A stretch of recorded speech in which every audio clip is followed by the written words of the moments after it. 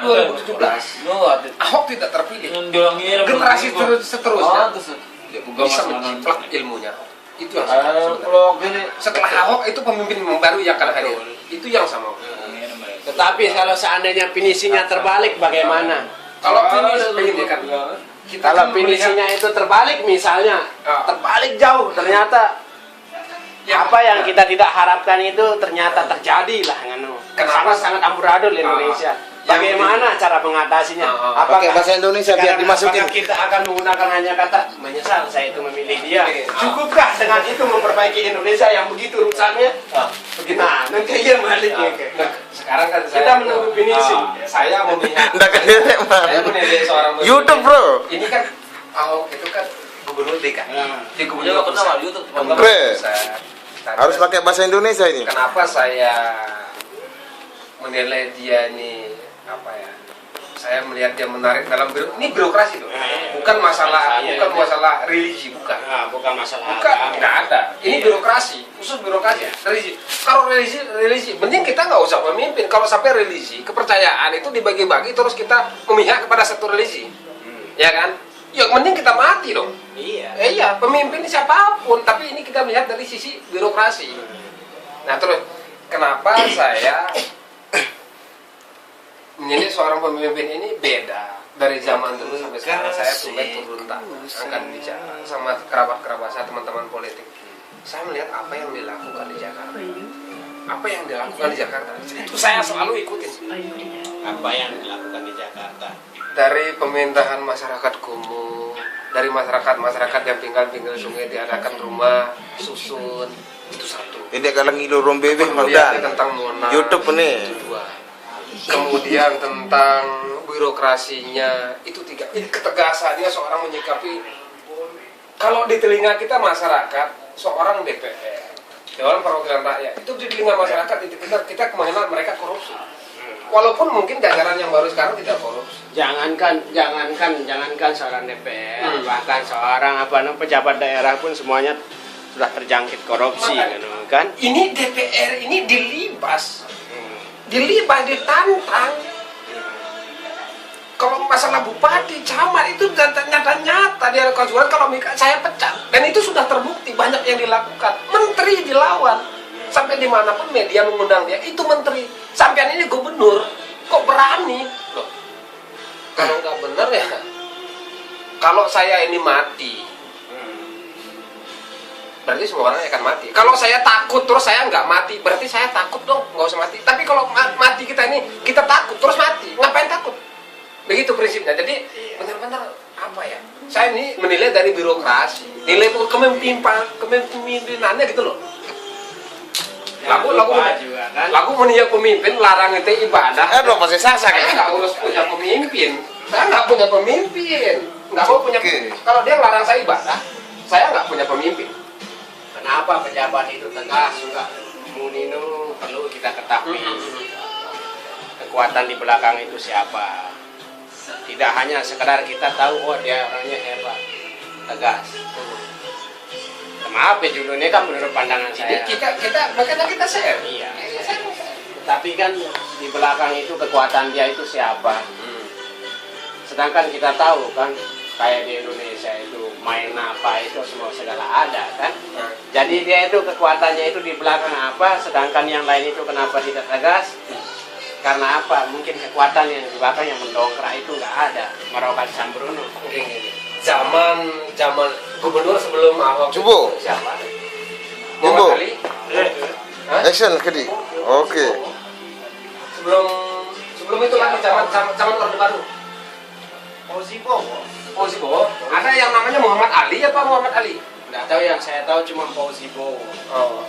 Pokoknya setelah dia kan dulu kan saya ingat sama Fauzi Bowo kan dulunya ke Fauzi Bowo. Dia terus terpilih orang Betawi asli. Nah, sesudah itu ada kalau nggak salah itu Muhammad Ali. Itu Muhammad Ali yang megang gubernur DKI Jakarta. Jadi begini. Misalnya sekarang bayar pajak. Itu bayar pajaknya per tahun biasa sampai 10 perak mungkin ya. 10 perak. Kalau Muhammad Ali itu meminta 30 perak, siapa yang berani merobrak? Siapa yang berani merobrak? Ini birokrasi kita letaknya di mana? Ya,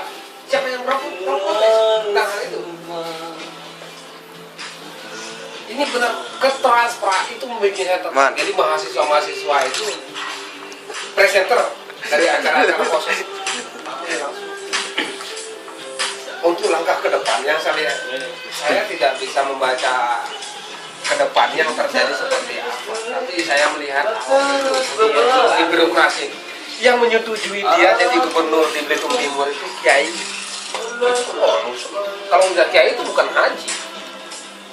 Ya kalau yang itu saya tahu seperti itu. Dari dia mau pindah agama pun kan dilarang sama Gus Dur. Kalau kamu cuma ingin jadi pejabat terus kamu harus pindah ke agama Islam, mending nggak usah kamu pindah ke agama. Tetap kamu jadi orang Kristen. Ya tetap jadi orang Kristen karena anjuran dari almarhum Gus Dur. Yang menyetujui itu di Belitung Timur itu 95 itu mayoritas Islam. Waalaikumsalam. Dibawakan surat Yasin. Kalau mau jadi pemimpin kita di sini, nih baca nih apal nih surat Yasin. Baru boleh jadi pemimpin kita. Oh, mobil Amerika. Ini benar-benar Muslim menawarkan bahwa orang Muslim yang harus memimpin kita. Tapi kita kembali kepada demokrasi. Jadi kita tidak orang yang perlu paham namanya. Ini kan hubungan itu menurut saya begitu. Dapat nih. Istilahnya apa ya? Tidak melarang siapapun yang jadi pemimpin. Tetapi yang saya pertanyakan, kalau seandainya semuanya terbalik 100%, apa yang akan dilakukan oleh rakyat Indonesia? Sekiranya kalau sudah kira-kiranya nggak sesuai dengan apa yang kita harapkan, kalau seandainya semuanya itu menjadi betul penuh kekuasaan orang luar atau akan mengarah ke mayoritasnya kita gitu. enggak, bukan ke mayoritas saja. Minoritas pun yang miskin akan tertindas, mayoritas pun akan tertindas yang miskin. Nah, itu juga sempat menjadi pertanyaan saya karena seorang minoritas itu Saya tidak melarang siapapun yang iya, pemimpin. boleh. Ini kita kan demokrasi, Bhinneka Tunggal Ika, tapi begini. Kita kan punya badan-badan hukum yang kuat, Menteri Agama, Menteri ini saya rasa mereka ada forum.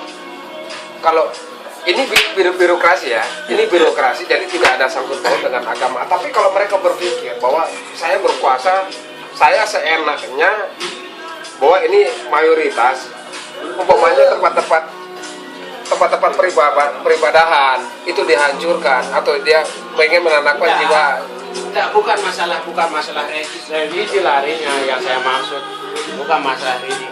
Tapi kalau seandainya barang semakin mahal, seperti sekarang ini kan BBM dinaikkan, otomatis kan ya kalau orang yang kaya bilang sih, ya sah-sah saja gitu. Saya masih punya uang. Begini, Tapi jadi yang masalahnya sekarang yang rakyat yang seperti kayak di tempat kita kan pendapat 1.000 saja per hari, aduh kayak gimana? Jadi susah. Oh, dia bisa jatuh balik itu.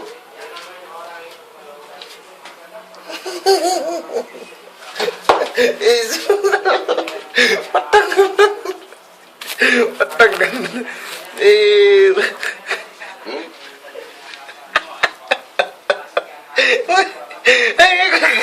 Anak kecil. Sudah syuting lagi sama aku.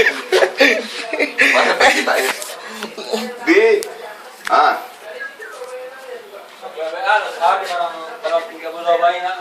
angka iya kan batur kok jak ulit tanggal 14 satu gajian tanggal 15 ngombe udah mulai cepet titip HP masih Aduh, nggak pernah pandiri. Gondrong tuh galau. bukan ada selangnya saja setengah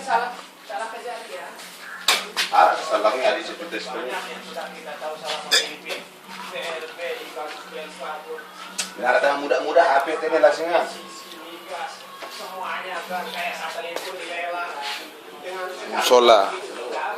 Musola Al-Rinjani.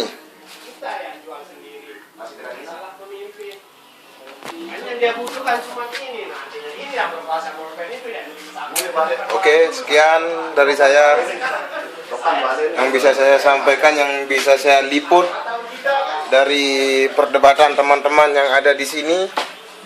Sampai di sini, oke? Nah,